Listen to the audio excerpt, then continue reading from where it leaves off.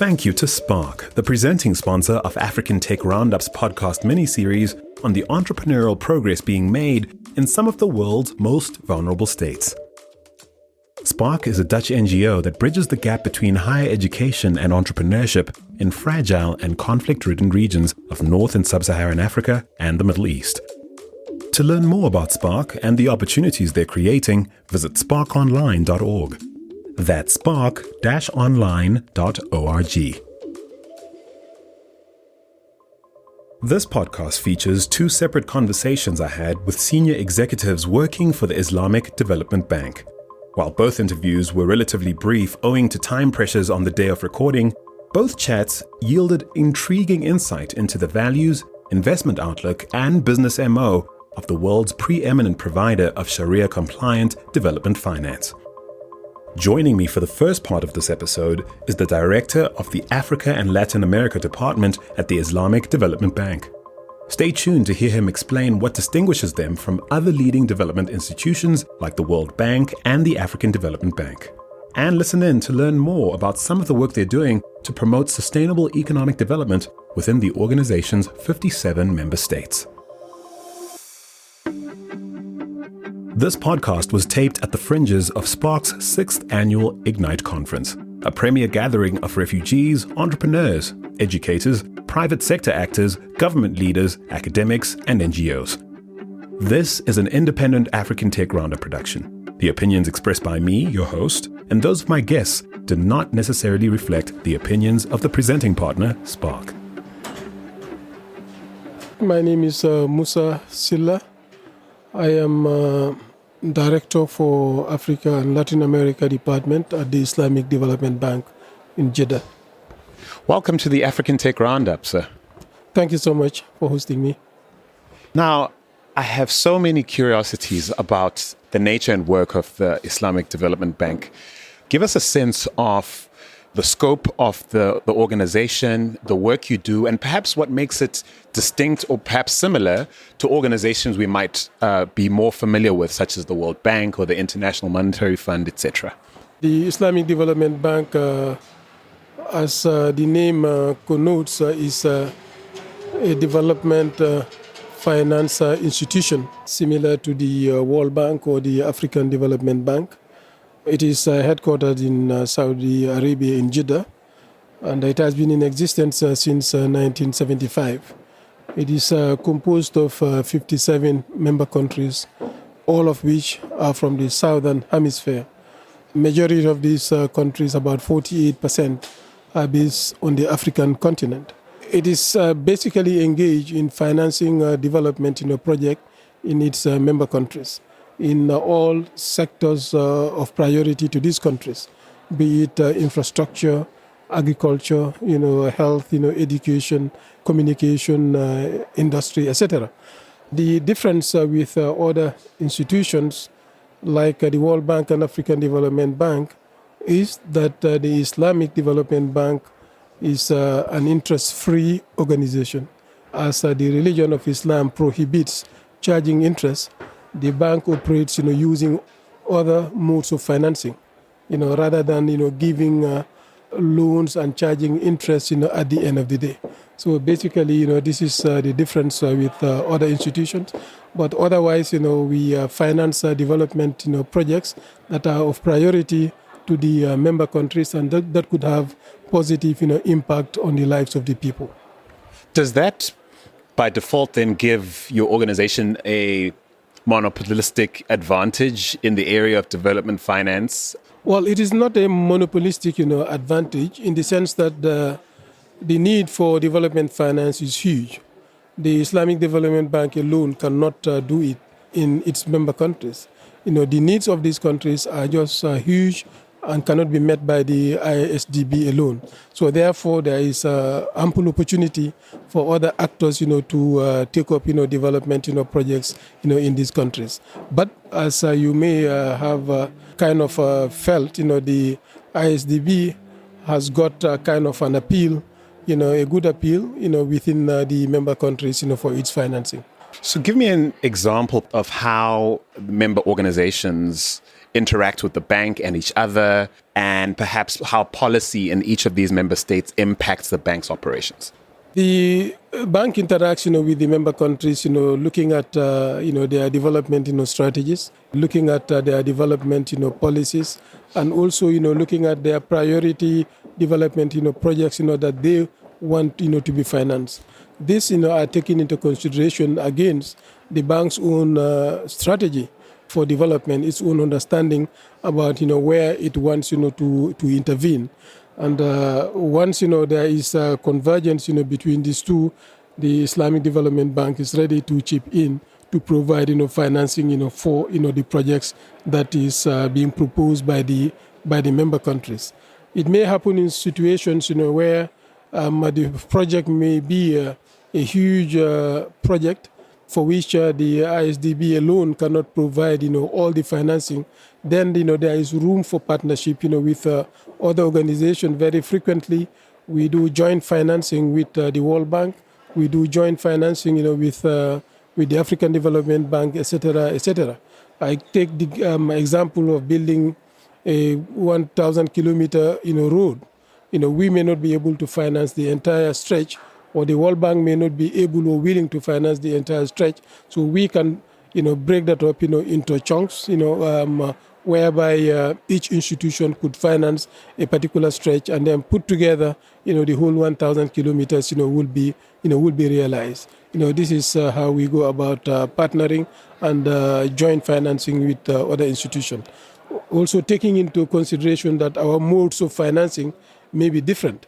My next question was, what sort of compromise does that necessitate, and when you engage in partnerships like that with the World Bank, or perhaps with other banks like the African Development Bank? We cannot commingle, resources, because of, the way, our institutions, operate. They would be charging interest where we will not be charging, interest, on the lendings, we do. So therefore, we, as an Islamic institution, we are asset-based. We need to have a distinct asset that we are financing. If it is a road project, we must know it will be from point A to B. That will be financed exclusively by the bank, so that at least there will not be like point A to B is jointly financed, together with resources from the Islamic Development Bank, resources, from the African Development Bank, put together to finance, that stretch, from point A to B. If it is a stretch, point A to B, we can break it down and, make it from point A to B1 and B1, to B, whereby each one will have their distinct portion, to finance.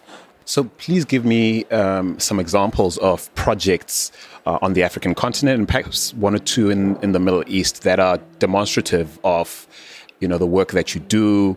Perhaps projects the citizens on the continent and perhaps in the Middle East weren't even aware that you had a hand in. Oh, yes, there are numerous, projects in Africa, the Middle East, and in Asia. In Africa, for instance, we have participated in the financing of the Dorale port, in Djibouti. This is a major, port project, that the bank has financed, on the PPP in Djibouti. We have... and PPP, of course, being public-private partnership, yes? Exactly, with the private sector involvement and the government of Djibouti, together with ISDB financing. We've in Jordan also, there is an airport at the Queen Alia International Airport. The ISDB has been involved, in the financing of that airport. Together with several roads project. I take, on the African, continent, there is a road from Arlit, to Asamaka, in Niger, linking Niger, with Algeria. This is financed, by the Islamic Development Bank. In Senegal, for instance, the new international, airport has, Islamic Development Bank financing, together with numerous other projects, in the education sector, in the health sector. In Uganda, we recently financed the rebuilding of the Mulago Hospital, particularly the maternity wing of the hospital. where before the IDB financing, it was a very bad situation in the hospital where patients, women in labor would be lying on the floor, delivering their babies, etc. So this is a complete change in the lives of the people of Uganda.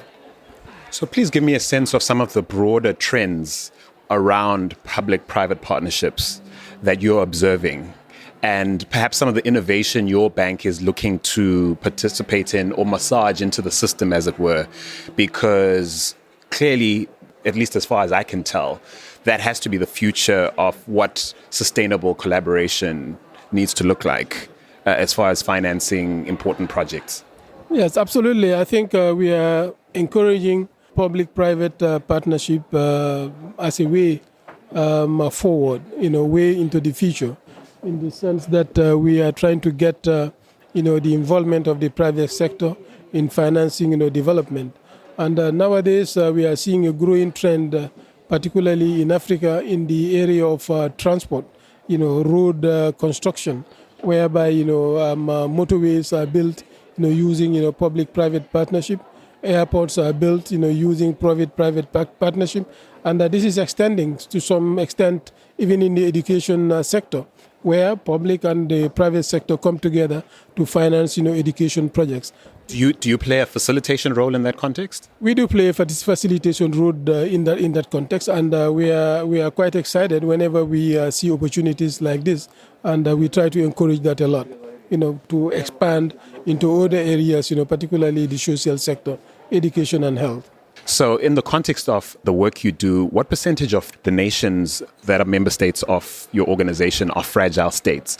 And what is the thinking around your approach? Or is there perhaps a different strategic approach to development in those spaces versus perhaps the more affluent member states? Yes, we think about 30% of our member countries, are in a fragile situation. And we currently trying to develop our policy in how to deal with some of the severe affected countries, those in more distressed situation.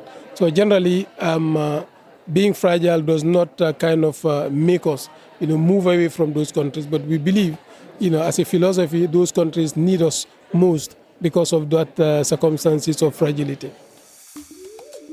We're taking a quick break to tell you a little more about Spark, the presenting sponsor of this series. Spark is a Dutch NGO with a difference.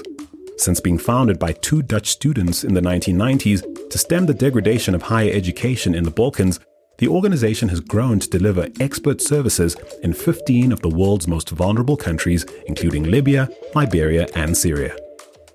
Spark bridges the gap between higher education and entrepreneurship by providing scholarships to displaced people, catalyzing student participation through civic leadership, and providing entrepreneurs with the support they need to succeed. To learn more about how Spark is rebuilding futures through vocational education and SME growth programs in the Middle East, as well as North and Sub-Saharan Africa, visit sparkonline.org. That's spark-online.org. And in the second half of this episode, I speak with the Islamic Development Bank's lead fragility and resilience specialist. Among other things, we chat about how the institution frames the notion of fragility in terms of developing and implementing constructive policy that delivers real value to member countries chasing economic growth. Take a listen. I am Mohamed Alhadi, a lead fragility and resilience specialist in Islamic Development Bank. And I work on the area of fragility and resilience and develop policies of the bank, how to engage in this area in the situations of fragility and where we can build resilience in our member countries. Welcome to the African Tech Roundup, sir. Thank you very much. Perhaps let's start with how you frame fragility. I've learned that, of course, the ISDB has many members. Some of those members are established, perhaps more advanced, more affluent nations. Others not so. Others you would deem, by your definition, fragile. What is your filter for determining fragility, or your framework for determining fragility, and how does that definition impact your strategy in pursuing development goals for those particular members? I want to first declare that we don't categorize any country as fragile country. We see fragility is a situation, it's not a state. Even those stable states which are much developed, they have some pockets of fragility. So it is a situation. If you see the literature of international literature about fragility, you will find that the World Bank has a harmonized list every year, internal harmonized list, in which the last list they categorize about 36 of the world countries as fragile countries, and from those 19 are our member countries. That's half. The OECD as well produce a state of fragility report every year. This year, they categorized about 56 countries in the world as fragile countries. 29 of them are from our member countries. We don't have a list. But if you look at the situations in our member countries, you find some who have severe situations of fragility, and some who has no fragility, and some who have some pockets of fragility. So fragility is when the community, nation, and state are not able to cope with the shocks and crises. And there are many elements, of course. One of the society is not inclusive. There is tensions between the segments of the societies. They cannot cope with the crisis, whether they are man-made or natural made. So these are what we say categorically fragile situations, and they need some intervention, some different interventions. Because the bank is established to serve or to work with the nations, with the states, with the governments, not with directly with the community. The bank didn't have before a policy on how to intervene in fragile situation, especially where there's no state or where there's no government to deal with. So it was working through NGOs, I don't say that it was not working in a fragile situation. It has provided an assistance to a long list of countries. Those countries, some of them are member countries, some of them are non-member countries. Communities like Haiti, still the bank provided a lot of help, of assistance. But now the bank recognized that this is a big issue it has to deal with, and that's why in the new transformation which took place last year, it established new department which is called Resilience and Social Development. Within this, we have to deal, that's where I work.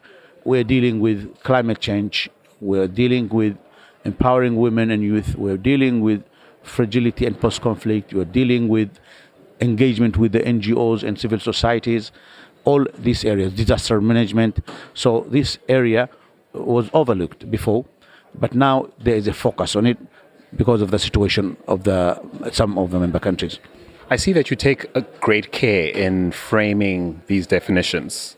I sense that you are aware of the implications of not being as careful about those definitions and pronouncements of this nature. What is the importance in your view? Because at the end of the day, the bank exists to do business. What are the implications in a practical sense, but also perhaps in an ideological sense of getting definitions wrong or incorrect? When you categorize a country as fragile, there are consequences. The bank will not give any loans. International donor organizations also will not deal with them because they are risk averse. When you are a development bank, you avoid risks for your finance. You need to put your money where it is safe, it can come back. You don't put your money where it is fragile. And that is the problem of even World Bank, African Development Bank, Asian Development Bank, Islamic Development Bank. We look for a safe area. So when you are going to work with a country which is categorized as fragile, you avoid to put your money. That's the consequence of which will take place. It's straight away when we categorize countries as fragile. But we say it is fragile situations, not country. And when you are saying situations, that means everywhere can be situation of fragility, pocket of fragility, some area. For example, some of well-developed countries, they have still some, not just economical crisis, some militias who are fighting against the state. And in that particular place, it is fragility situation.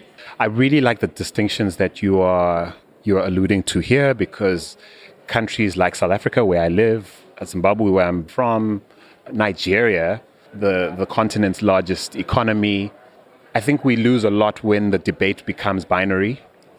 And I suppose my question is, what goes into the risk profiling of a continent as diverse and as large as Africa, and countries as complex as Kenya and Nigeria and Sierra Leone, and speak to some of the pragmatic business thinking from a risk profiling standpoint that you might apply in a way that I am certain the World Bank, for instance, would not do.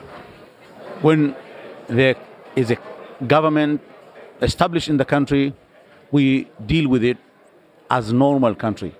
When the government collapses, there's no government, there's not accountable authority in the country, then we cannot deal with that country. Then we do through the local community, local NGOs, in order to build resilience for these countries. But you don't write off relations? No, at all. We don't write off relations. This organization is found by those countries.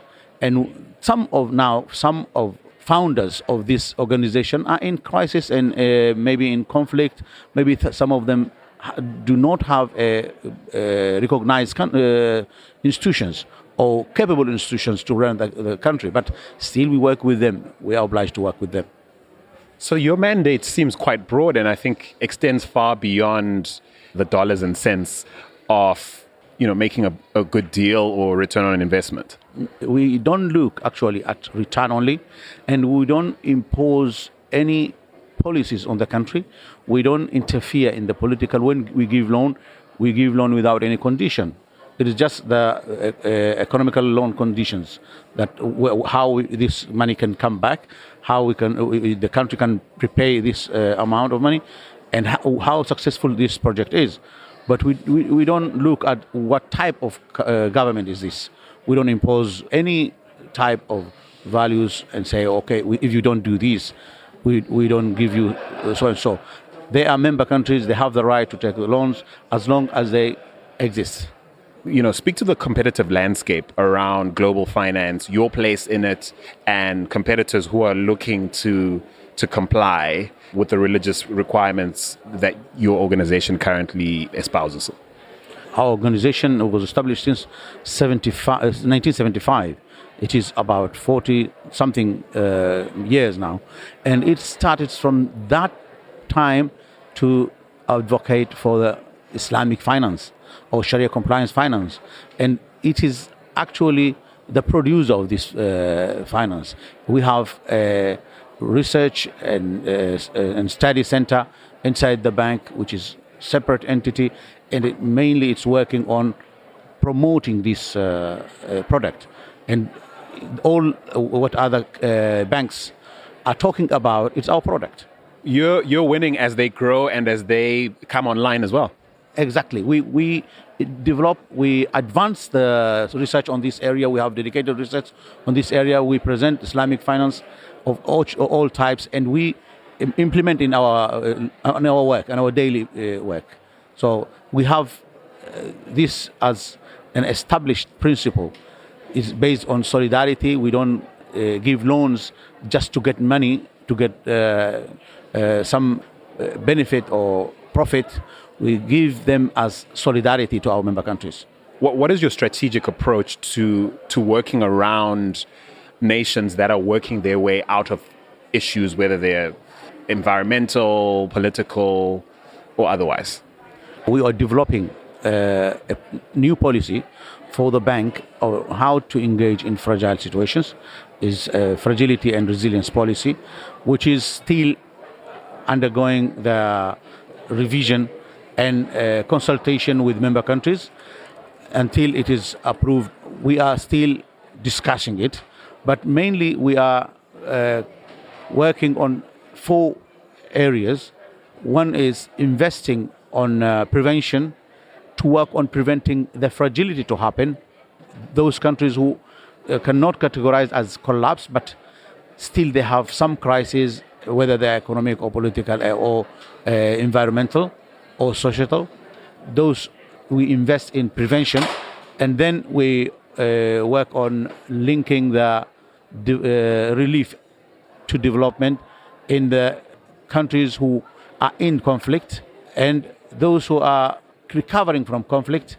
We work on the recovery mechanism, on how to strengthen the resilience of this country, building institutions, bringing the community together, enhancing their interlinkage, and promoting the youth employability, women empowerment, and all this area.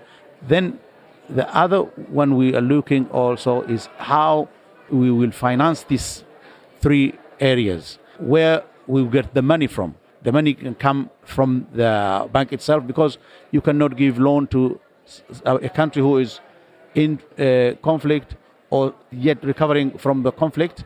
In this time, you need to give grants, and that's what we do. We are looking from our own pocket of balance sheet resources, from our member countries, philanthropists, from partnership with the international NGOs, international community, international MDPs. So those we look to open pools and funds to bring together all the international community to put their money there, and we can help these countries. What mistakes do you think the development agendas and perhaps intervention approaches popularized by the global north and the West, what would you point to as mistakes they've made that you would be looking to avoid as you create this policy and induct it? I don't want to point to mistakes of others. That's not my role. You want to be kind. Yeah, not being kind, but we don't want to point fingers to others, say they did some mistake. When you work, you do mistakes. That is a sign of you that you did something. If you don't do anything, no one will say you did mistake. So at least we have to praise them from their intention of serving these people. But we cannot say you did mistake. Hi. When we are developing this policy, we're reviewing all the policies of other MDBs, and we will learn from them what is working, because we are trying to choose the best practices, the best lessons learned, and to avoid what mistakes have been done, and to look for the best ways and methods used to intervene in these countries. But we cannot say this MDB or that MDB did that mistake. And what would you say is a learning that you've made as a bank, perhaps in trying to craft a way forward? And let's not call it a mistake, but perhaps a misstep or a learning that you iterated your way towards, maybe something in the recent past or something that has evolved over time. I think one of the most important thing is when you are looking at fragility, you don't look at investing from your own pocket, because your own pocket will not cover everything. So that's why you have to look to the external and internal resources. When I say internal, it's not only within the bank, but even within the fragile situations or the country which is in conflict itself or recovering from conflict, it has its own resource. We have to look at these resources as well to get them to work, to rebuild the country. And also from the donors who do not want anything back, just grants, like the philanthropists. We have many philanthropists in our region. Maybe that is what is not known more in the world. But in the GCC, we have a lot of philanthropists who are willing to solve these issues. And because of the comparative advantage of the bank and the trust it has in its community, they are willing to entrust it with their money. So that's where we are looking for getting most of the resources. It sounds like there's a spirit of collaboration, perhaps, that hasn't existed in this way before. Yes, actually, because we have a program which is called Fa'al Khair. Fa'al Khair in Arabic is philanthropist. And it has about billion or more dollars from only one person, one philanthropist, who dedicated his money to solve the most crisis areas in Somalia, Bangladesh, Niger. And I was a coordinator of one of these projects, which was intending to drill boreholes, deep boreholes in Somalia and building schools in Somalia. And in one stage, when we got stuck in the funding, we went to the local business in Somalia, and they covered the rest of the program. So this is an experience that you can blend the resource. You can use the internal resources, and there is internal resource. They're willing to serve their country, but you have to get a proper way to approach them. So I have a final question, which is about technology. They're very topical technologies that are democratizing finance, and I'd like to know how you think about them as a bank, perhaps specific to fragile states. There are people who point to these technologies as potential solutions in countries that might not otherwise rise as quickly or as efficiently as they could or should. The implication, of course, is that there might be a disruption to the way things have been done prior. And of course, there are people who believe in, and hope for an entire and wholesale disruption of global finance as it currently stands. I'm curious about how you frame these debates and how you think about them at the bank and perhaps for yourself. The bank is entering in a digital era. We are digitizing all our process internally, and we are looking to bring digital products as well, because we look that is the future. We know, especially in conflict countries, conflict areas, they really have prospered in this fintech. For example, in Somalia, people do not use notes money as to exchange for products. They use digital. All their money is in their mobile, the small mobile, with text message. They exchange everything. A lady who is selling the tomato on the street, in the market, she doesn't have notes. She doesn't have money. She's using and exchanging money with others through this technology. They transfer money from all over the world. About 2.5 billion every year is going to Somalia through this technology. So any family in a rural area, very remote area where no one can go, just because they have a mobile, not even internet, they can receive money straight away from everywhere in the world. This is what remittance companies worked on, and is working for years now, more than 10 years now in Somalia. If you go in Somalia, you will be fascinated about what is going on here. It is not normal banking system. It's not. People are not holding notes in their hands. They are exchanging money. I was in Somalia in Mogadishu. Someone in Hargeisa called me and said, "Oh, sorry, I don't have money, and I know him. Can you send me $100, please?" In normal life, you have to send this through bank, but this in Somalia, you just text, and he has it in second. So this is the future. Do you see yourselves as part of that future, or do you see that future disrupting your business? Not actually. It is not disrupting our business. We don't deal with individuals. We deal with. We're not as normal banks who transfer money. We are development bank. So development bank doesn't transfer money from one. When it is like that, it's easier for us. We avoid the fees. Okay, so I hear what you're saying. Basically, you're not a retail bank. You don't interact with the market the way some of the large brands of the world do. But I do take your sense, which is these technologies are here and we can't ignore them. Yeah, of course. These technology are going to advance more and make the transactions easier and make the life easier for me and for the bank. Thank you so much for being on the African Tech Roundup. Thank you very much. Okay.